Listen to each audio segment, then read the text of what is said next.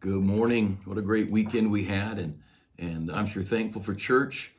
I'm thankful, on a personal note. I'm thankful I'm where I am, and I look around the world at people, and I would rather be a faithful child of God, reading my Bible, teaching a Sunday school class, or helping in a jail or a rest home, witnessing, passing out tracts. I don't know anywhere I would rather be that would cost me that simple thing of just being a part of a church where the gospel's preached, people are saved, Bible believed. I mean, an old-fashioned Bible believing. When I say Bible believing, I mean King James Bible.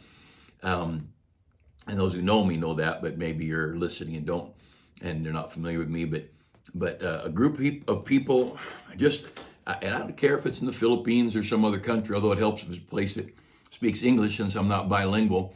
But to have a Bible, to have a church, to be able to pass out tracts, to be able to lead singing or sing in a choir, teach a Sunday school class, help somewhere as an usher, just to invest my life in a church that's making a difference for eternity. You know, it's not just about being religious. The last thing I want to do is just go to church because it's Sunday, so we're supposed to go to church. I've always gone to church.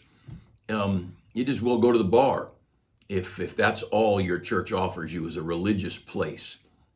And obviously there's a lot of evil in liquor, but there's a lot of evil in religion. And if we don't have a Bible believing, Bible practicing church, it's a pretty evil place to be.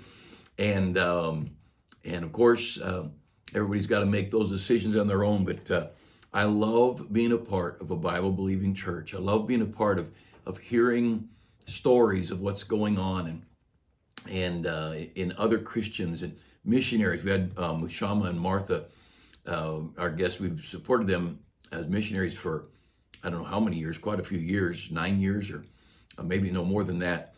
But watch the video, and he said in church, I just don't remember good, but what a great couple and good kids, and Martha's mother a few years ago, 4 years ago, moved to Tanzania to join them, and I would love going to their country, to their church, and being a part of that. Now they speak Swahili.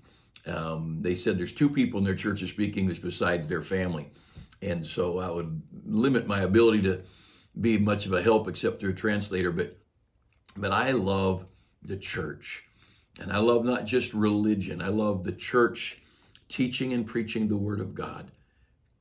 I mean, the church shouldn't have this, but the tract carrying kind of church members that pass out gospel tracts and tell people the way to heaven. I like this little plastic tract we've got, the way to heaven. It's got pictures of a heart and the flames of hell, and got Jesus and the cross and the empty tomb. And I like being a part of the church, and I've got no regrets. 45 years, saved in 1975, but for 45 years, I have been actively involved in Bible study, Bible teaching, a part of the ministry, and not a regret. I wish I'd done a better job of it. I wish I'd have prayed more, fasted more, witnessed more, read my Bible more. I'd like to have done more, but I don't regret anything I did. I just like to have done more of it. And I love what we get to do. And the thought that we get to partner with the King of Kings, what a great, great thing. I'm going to be in John, if you want to look with me in John chapter 14 and look at a couple of verses here. But I hope you'll take time to pray. Of course, we've got people in our church that have needs. We've got our missionaries have pressures on them, so much to be done around the world, and our country needs prayer. Pray for your country. What a great place to live, and it's exciting what's going on. Don't let what's going on discourage you, because God's in control. And these days, these are days of turmoil, but what good days, because we're seeing some things happen. If you weren't there Sunday night, go back and listen to it if you want to. Talked about that glad reunion day and how good it'll be to be together in heaven. And we'll be so glad we live for God. But I brought something from home I wanted to point out. Look at here. Now, these are little. These are the first fruits. vine ripened organic, non-GMO, whatever you want to call them, tomatoes. And but these are the first couple. There's a lot more, and there's a lot of, they're going to be way bigger than this, but these are the first two. But do you ever think of the miracle of growth and the miracle of what God does? You ought to do things to help your children see the wonder of God. That a little tiny seed grows these big old plants. At least, I don't know, half my tomato plants are 5 feet tall, some 6 feet tall, and some of them are a little shorter. They're different varieties. We have several different varieties of tomatoes, but just this little tiny seed you put in the ground, and it grows up, and one tomato seed grows these cherry tomatoes, and one grows these big old beefsteak tomatoes, and one grows the heirloom ones, kind of bumpy, and they look kind of funny, but they're pretty neat. But I don't know, 3 or 4 different kinds of tomatoes. My mom, she started the seeds for me, and she babied them until they were solid, and then I put them in the ground. But what a God we serve. And you can take all these different seeds and line them up. You don't know what one seed is. One seed grows grass, and one seed grows barley or wheat, and one seed grows a tomato, and one seed grows a squash. And what a miracle. And this is a time of year to just look with wonder at God and what he made. And we have a great God. And we're in an evil world, but we got a great God. I want to look at a couple verses here. By the way, Wednesday, don't miss Wednesday. We've been studying the tabernacle. Each lesson is built on the other. It's been great. This Wednesday, Matt Peterson, our children's director, my son-in-law, he's going to be teaching on the altar. And these have been great Wednesdays. And I hope you can come 3:30 in the afternoon or 7 o'clock in the evening. But they'll be great things, great times. Look at John chapter 14 and verse 13. And now it starts with and, so it's obviously it's adding to, but for the sake of time, I'm not going to go into it. You need to read the why as it say and. But and what sort of things ye shall ask in my name, that will I do, that the Father may be glorified in the Son. If ye shall ask anything in my name, I will do it. And as I was reading through this the other day, I had some things on my heart, and I didn't even want to ask about it. And then I read that, and I thought, I don't even know if I want the right thing. God, I just want whatever you want. And he said, and it's like God said to me, well, I put down there, you ask what you want. And I said, well, I want what you want. And it's like God said, well, that's not what I said. He said, what do you want? You ask anything. And I just kind of put it aside. I thought, I don't want to be arrogant here. And who am I to even, I don't know. So many times I don't know what's best, and most of the time. So I'm reading on. I go to chapter 15, verse 7. If you abide in me and my words abide in you, you shall ask what you will, and it shall be done. You're like, there I am again. And it's like God said the same thing. Well, you going to ask or not? And I thought, no, I don't think I will. I think I'm gonna pass the buck to you. And he said, well, what if I want you to make the call? And remember, he told Hezekiah, you want the sundial to go forward, you want it to go backwards. And Hezekiah said, well, it's nothing for the dial to go forward. It's going forward all the time. I want to see it go backward. It went back 15 minutes. And in the book of Isaiah, he said, ask a sign. And the king said, I'm not going to ask a sign. I'm not going to tempt God. And he said, well, the Lord himself shall give you a sign. A virgin will conceive and bring forth the son and call his name Emmanuel. And there are times God says, what do you want? Ask. And after 47 years, whatever, reading my Bible every day, I can tell you, I don't understand a lot of this. I know God's answered a mountain of my prayers. And I know I'm getting more and more surrendered to whatever he wants. And I want his will.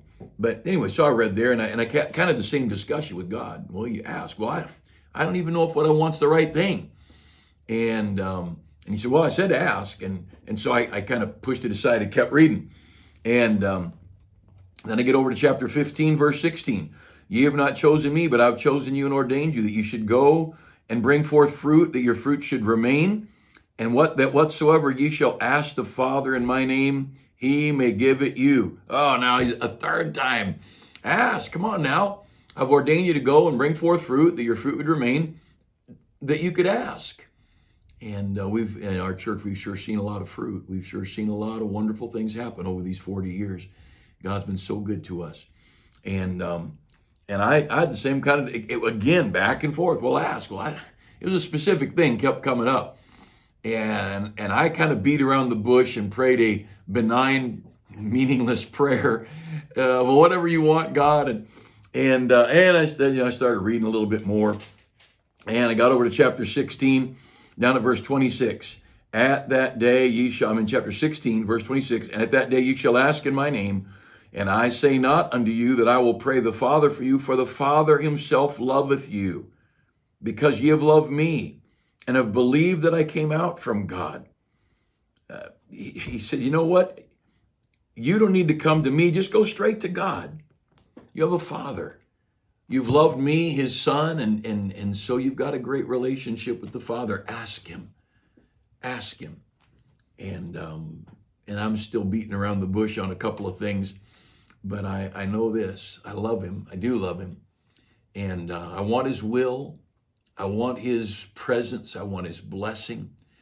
And I'm sure the years John Bunyan spent in Bedford jail were long and miserable years as he penned Pilgrim's Progress, the second greatest selling book in the history of the world. And I'm sure those were difficult years, many emotional roller coaster days, I'm sure, discouraged, defeated, worried about his family. And then one day he got out and he preached to thousands more than he ever did before he went to jail. His time in jail and his writings made him world famous. And here we are hundreds of years later, and he's still being read and still being talked about. And had he not gone to jail and had he not had to take that stand, it was just about getting a license. He wasn't going to have the state tell him whether he could preach or not. He's going to preach because God told him to preach. There's a lot of story to it, but what a great guy, what a great man and great Christian. And he preached. He wrote several other books. That's the most well known. But this simple lesson on prayer. Let's fall in love with the Lord, and then realize he invites us to ask. And I try to add that addendum like Jesus did in the garden. If it, nevertheless, not my will, but thine be done. But I want to encourage you to believe God, trust him. He's a good God. He's a good Father, and he'll look after you.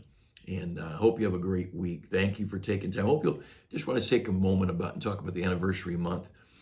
During the month of August, the first week we have Bob Gray here Monday and Tuesday speaking on what our ministry is all about. It's about soul winning in Sunday school, teaching the Word of God and telling people how to get saved. That week we'll spend Thursday, Friday, and Saturday, as many of us as can, knocking on doors, kind of as a thank you to God. What Jesus said, as the Father sent me, so send I you. And I think, what can we do to say thank you to God any more than go out soul winning? And so we did, as staff, just planned, let's just take Thursday, Friday, Saturday, and it's probably going to be hot. It's August, of course it's going to be hot. But just go out soul winning and go out in the morning, go out in the afternoon, go out in the evening, whatever. And I hope you'll join us. Let's just go out soul winning and spend 3 days just witnessing, knocking on doors, talking to people on the street. Why? Just tell God we're grateful for how good you've been to us. And he said right there, ye have not chosen me, but I've chosen you and ordained you. You should go and bring forth fruit. He ordained us.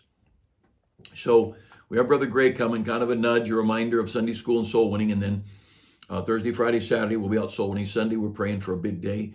A lot of people to be at church, a lot of people saved. And then that next Saturday, we're having a big church-wide picnic. Would love to have you join us. And I was kind of hoping for a park or a camp up in the mountains in Big Bear be cooler, or maybe something toward Fallbrook, and inviting the church all to go somewhere. But the staff felt like we'd lose a lot of our members. They said, if we just stay right here on the property, we're more likely to get everybody. And I thought, yeah, it's going to be 100 degrees. But I rarely put my foot down on anything like that. And it's whatever the staff thinks, and that's what they thought, and I trust them. And so that Saturday, we're just having a picnic, and we're going to have some fun things. You'll hear about it if you're around church. And then on Sunday, now Kevin and Loretta Walker will be here Saturday and Sunday. They've been our friends for many, many years. And they're just going to be here to sing and to preach and to hang out with us. Saturday at the picnic, we're going to share testimonies. We're just going to sing, and we're going to sing, share stories, and sing and share stories and talk about how good God's been. And then Sunday, just a good day here. The following, then the Monday and Tuesday, Alan Donnelly will be with us. And Alan Donnelly's been a good friend for some years, an evangelist for many years. And Brother Donnelly is going to be speaking on who we are. Brother Gray speaking on what we do, Brother Donnelly speaking on who we are. We're Baptist, we're old-fashioned, we're fundamental. We have our roots anchored in the scriptures. And between the Walkers and Dr. Bob Gray and Brother Alan Donnelly, those three, we've got and we have some other things planned. It'll be a good time. I hope if you're out of town, you can join us.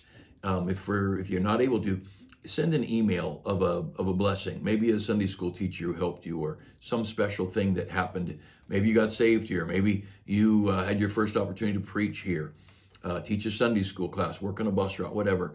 And if you'd like to send a note, send it. And as many of those as we can, we'll read them, or we'll do something with them to let people to share the story. But God's been awfully good to us. We're in a dirty, dark, ugly world, but you can't let that ugly overwhelm the goodness of God. And a lot of sickness and a lot of political mess, of course, in Washington. But I can't let Washington mess up where I am today. I can't let the ugly take away the joy of serving God. It's a great life. It is a great life. Let's serve. I hope you'll join us for some of the activities going on in August for our 40th anniversary.